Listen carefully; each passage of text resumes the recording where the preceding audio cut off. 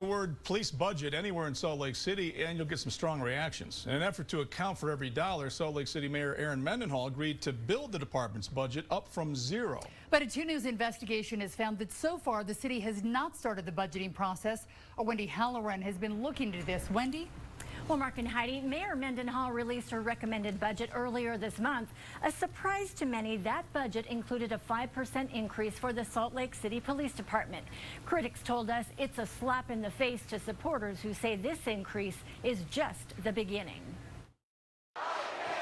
For a year, protesters marched, demonstrated, and met with city leaders, demanding police reform in Utah's capital city. And Salt Lake City Mayor Aaron Mendenhall agreed. My priority is that these reforms improve officer safety and public safety. But 2 News Investigates found the mayor now wants to give Salt Lake PD more money than ever. Mayor Mendenhall, right?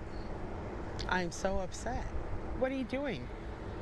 What are you doing? Lex Scott, founder of Black Lives Matter Utah, says the mayor cannot placate protesters. I feel like that promise was not kept. This is the second time in a year the city talked about reducing the police budget.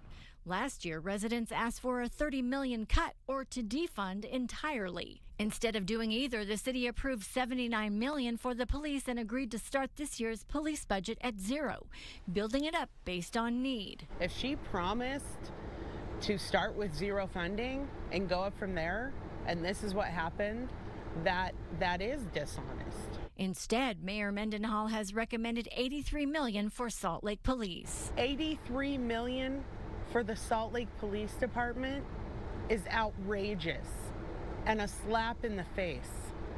It's a disgusting waste of money. Through public records requests, we learned between March 2020 and March 2021, the police chief and the mayor's office only met 3 times to discuss the budget for less than 3 hours. Let's not kid ourselves.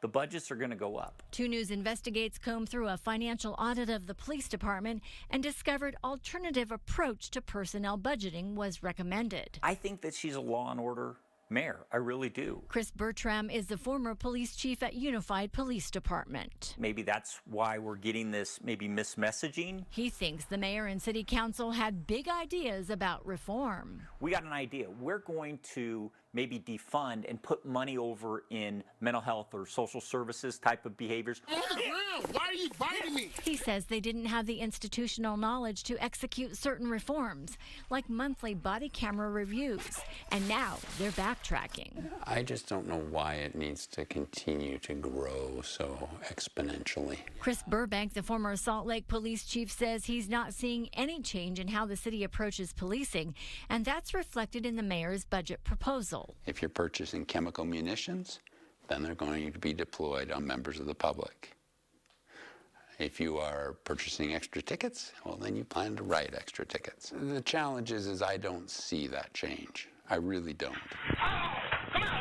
2 News Investigates questioned Mayor Mendenhall about the budget and the criticisms mounting against her. It couldn't be done in a matter of months. That's why we're preparing for the execution of the zero-based budgeting approach in the coming fiscal year.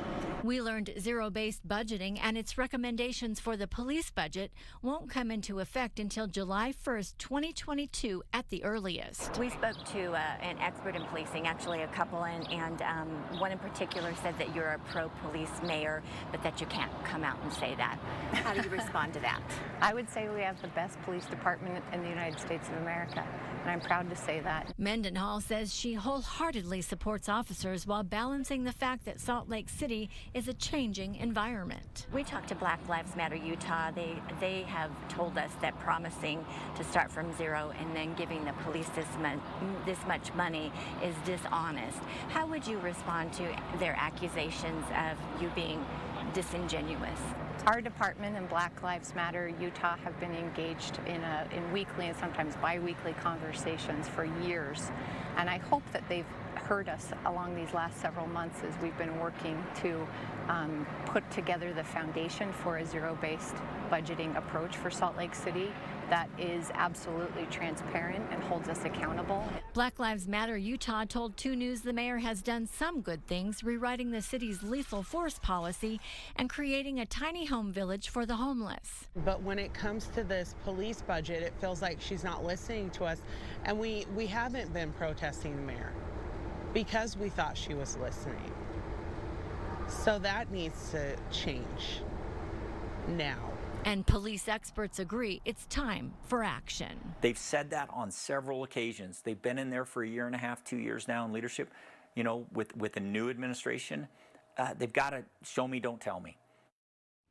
Now, just today, Decarcerate Utah announced a protest of the mayor and city council over Mendenhall's $83 million budget recommendation for Salt Lake PD.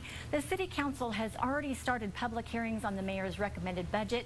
They ultimately have final say in what gets voted in. Mark and Heidi.